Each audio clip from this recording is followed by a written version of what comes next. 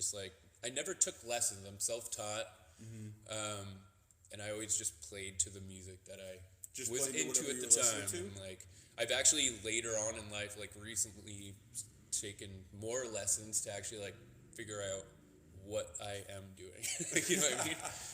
Like, I mean, it's like funny. I understand the importance of lessons, and like being a trained musician it's something.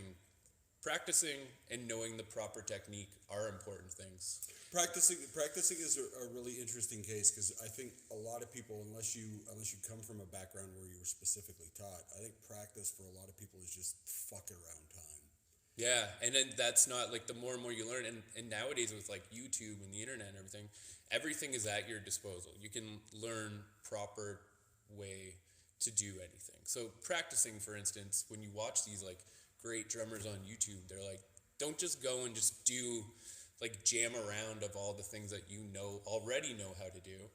You want to learn, you want to challenge yourself and just like do these repetitive, boring movements and stuff to just improve your skills, and then apply them to the drum set, and that's when it gets fun. But I mean, practicing is a thing that I think even some of the best musicians I know are like, I need to practice more.